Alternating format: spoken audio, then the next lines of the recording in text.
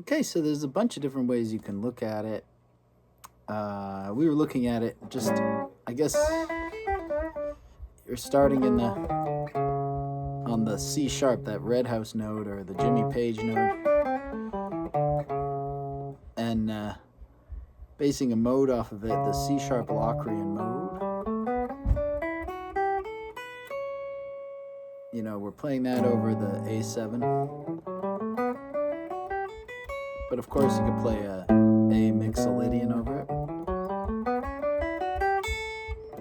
Or you could think, I'm starting in my lydian on the third note, but that is incidentally, there's already a name for it, is my thing. It's already called locrian mode. And then when you go to the 4 chord, you can't have C sharp anymore. You got to lower that to C natural. That creates a C lydian.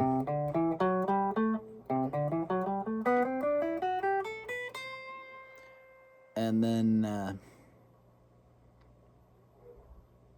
when you go to the 5 chord, you need to raise the G to G sharp.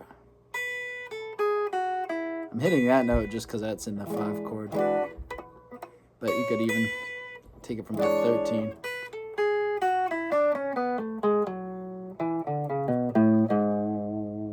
There it is down there, actually. That's a lot of notes, but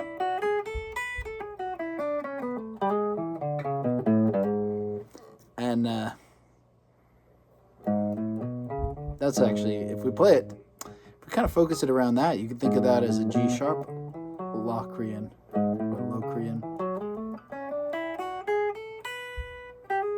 But it's important when you're actually playing them to always put that bluesy smear into it. You know, it creates the sound of blues.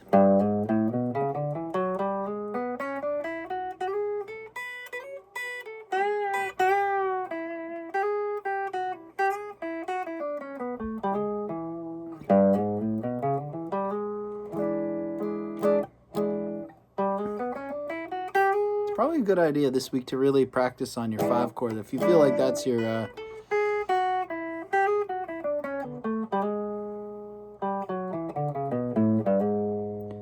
one you feel least confident on, just hang out on it.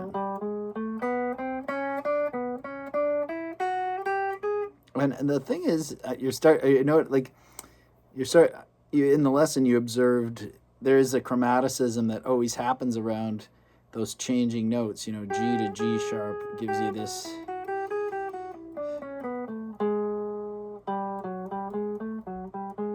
And it always creates a little circular movement, like especially, we can talk more about this next lesson, but just getting those basic long...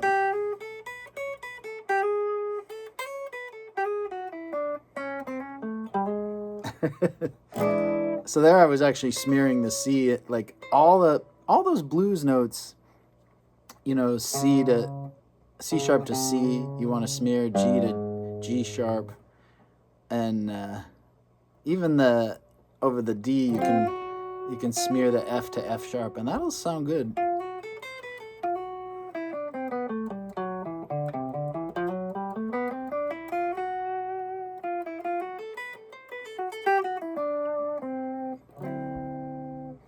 I'm just going to play like long over the changes.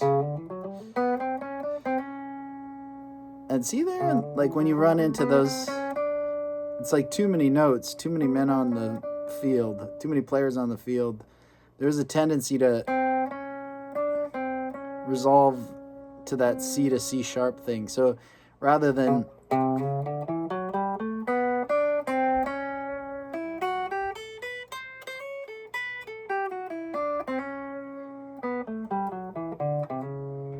So you want to be a little flexible with your fingering and just like be able to smear it, slide it.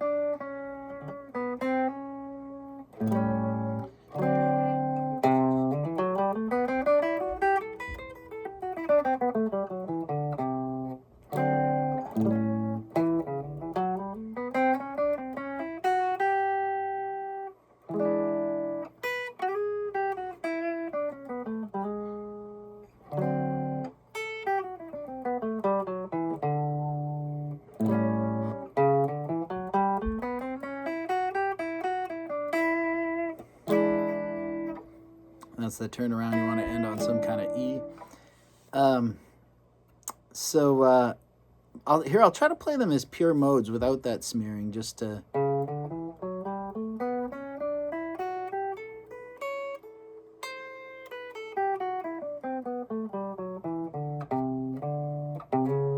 I smeared it.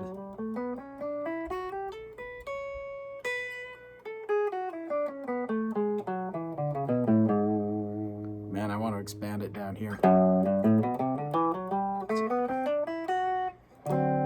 That was I expanded it to F sharp locrian over the D7. It's you can think of it as locrian, but if you notice, it's you were talking about those sixes. If you're thinking about sixes, it's the semitone and a full tone. Two of those carries the weight of that locrian tonality. And it's also very musical because you got variety, a semitone and a tone, and you can smear into the semitones. And you can do the whole neck in this manner, but just for a start, just working in this position. But like, say you want to play up here. Sorry.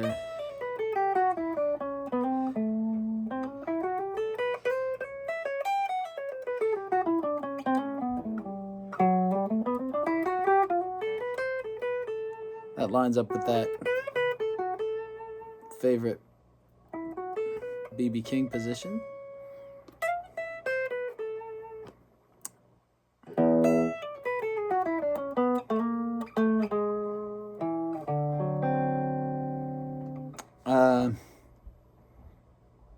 Yeah, so we can look at just doing the whole neck in this style. It's really easy. It's all the same thing, just falling in different places. Like that's here.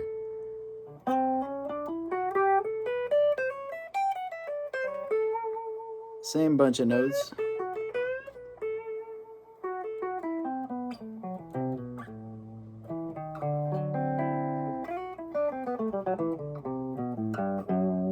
So it's like about really just knowing if I got a C sharp or a C natural or a G or a G sharp.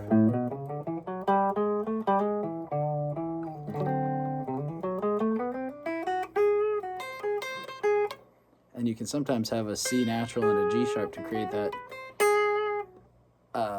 melodic minor thing.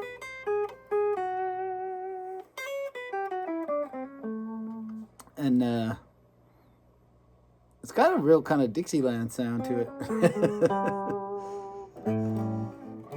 But I'm personally not a B.B. King type player, obviously. I love it though. Like, I really do. I don't know. There's enough guys that are so good at it and they've spent so much time. Total respect, to that that vibrato sound.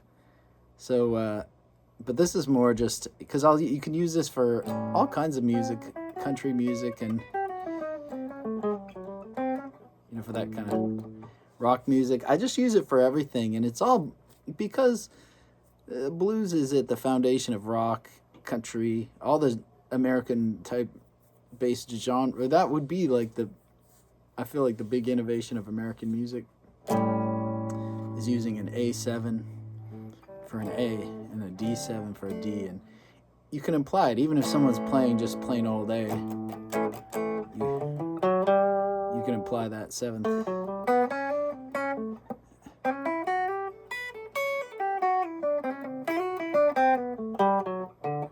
Maybe the change.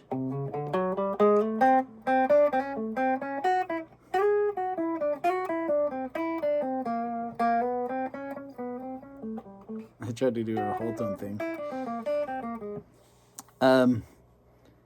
So that's, just get used to this one position of it, changing the scale notes into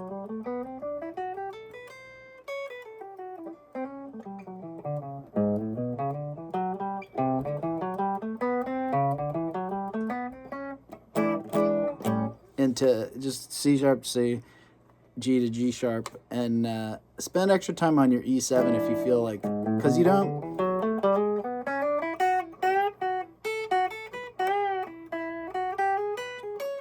you know, in a 12 bar blues, you only get 1 bar at it, whereas you get like 6 bars of A ultimately, and so you don't ever have as much time on that 5 chord. Okay, I think that's a good foundation for you to, and phrasing, we can look at more phrasing within these fingerings, because it's, you know, there is a bias tending towards wanting to start on that index finger, and you know, that'll cause you to always take the same path. So sometimes you can keep the same pattern, but say lead out of the middle finger. So there I did something, that's the 5th of the chord. I led out of that. And you can smear in, you really want to semitone smear into.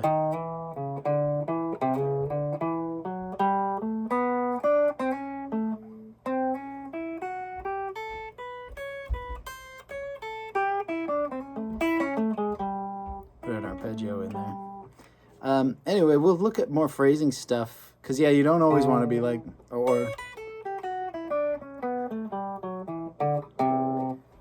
actually I don't mind it. This stuff is, it's not as cliche as other things, so it's very jammy and flexible, and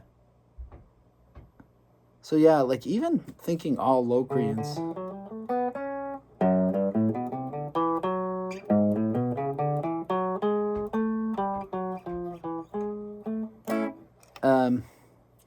That's something you can do, and that's the beauty of modes, is they don't just have one usage. You know, a mode, like you can play in the mode and get a modal sound like a Dorian jam, but you can also they just have a general, it's like I was saying, it's like a screwdriver. You can use a screwdriver to turn a screw, but you can also use it to open a paint can, stir some paint around, stab somebody, poke a hole in something. It's like, it's just a general tool, and that's how you can use them in blues, as a general tool, or rock, like, so there.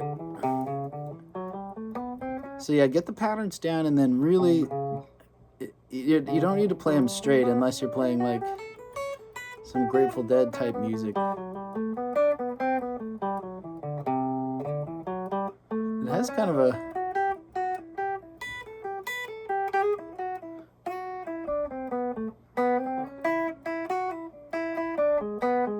it has a very clean sound if you keep it straight, but more you want to.